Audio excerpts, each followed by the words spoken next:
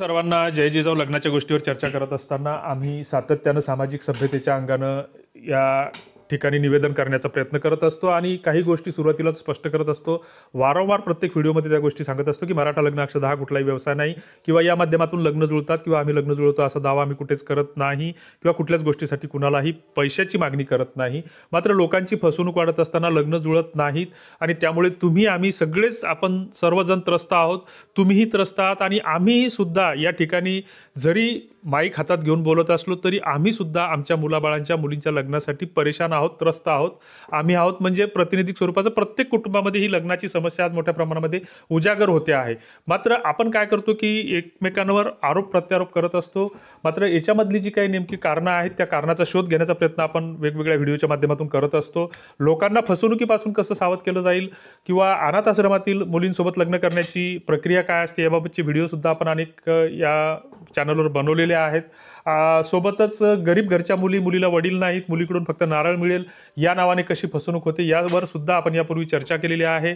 तरीसुद्धा लग्न जुळवण्यासाठी मदत व्हावी किंवा आपण मनात जे काही नैराश्य आलेले आहे, नकारात्मकता आलेली आहे, जी काही निगेटिव्हिटी आहे तर ती काढून टाकून आपण सर्वांनी मिळून जर प्रयत्न केले तर लग्न जुळण्यास नक्कीच मदत होते. हा आमचा अनुभव आहे, गेल्या 5-7 वर्षातला हा अनुभव आहे आणि या माध्यमातून 700 लग्न आरामशीर जुळलेली आहेत. मात्र याच्यामध्ये लग्न अक्षदाने कुठला रोल निभावला किंवा लग्न अक्षदाच्याच माध्यमातून जुळाली असा दावा आम्ही कुठेच करत नाही.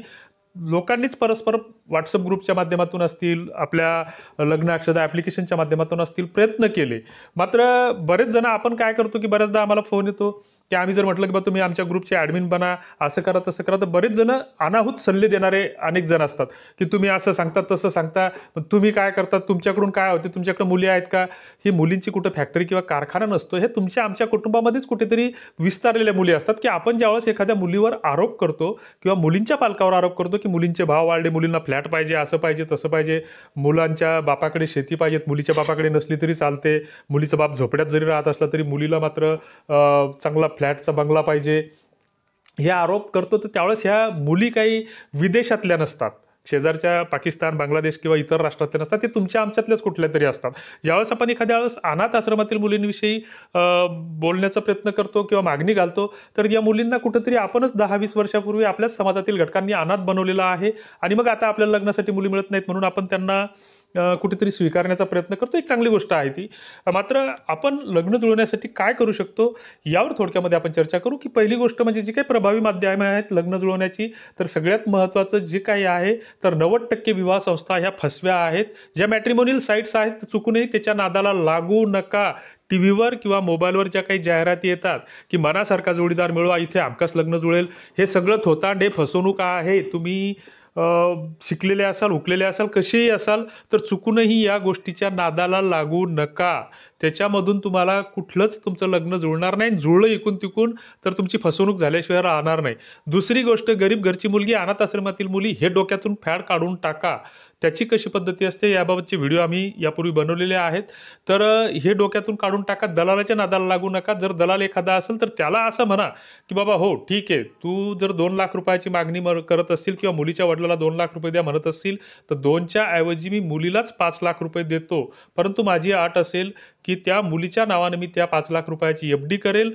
एफडी केल्याच्या नंतर ती जर वर्षभर किंवा 2 वर्ष माझ्यासोबत जर सुखाचा संसार करत असेल तर तिचा नंतरच त्या संसाराच्या उपयोगासाठी त्या पैशाचा विनियोग होईल. कारण 2 वर्षामध्ये सगळं व्यवस्थित होऊन जातं, ती मुलगी नांदत असते. मात्र बऱ्याचदा ठिकाणी काय होतं की असे लोकांनी काही काही नवीन फंडे शोधलेले आहेत की बेंगलोरमधली एक घटना उघडकीस आलेली की 3 सुंदर मुलीचा बाप त्यानं पहिल्या मुलीचं लग्न केलं आणि त्याच्या लक्षात आलं की मुलीचं लग्न केल्याच्या नंतर आपल्याला 5-7 लाख रुपये मिळतात आणि मग त्यांनी दलाल शोधून मग त्या मुलीचं लग्न करायचं. मुलगी 2-3 महिने त्या ठिकाणी राहायची. 2-3 महिने राहिल्याच्या नंतर तिला कुठल्या तरी निमित्तानं, एखाद्या कार्यक्रमाच्या निमित्तानं माहेराला बोलवलं जायचं. माहेराला बोलवल्याच्या नंतर मग ती मुलगी कुठेतरी बा सासरी मला त्रास होतो, वाद होतो आणि वाद निर्माण केले जायचे. त्यांना धमकी दिली जायची की तुमच्यावर 498 वगैरे करतो, पोलिसात तक्रार दाखल करतो आणि मग त्यांच्याकडून परत 5-7 लाख रुपये उकळून फारकती घेतली जायची. पुन्हा दुसरा नवरदेव तिच्यासाठी शोधला जायचा. ही बातमी मीडियावर आपण वाचलेल्या आहेत.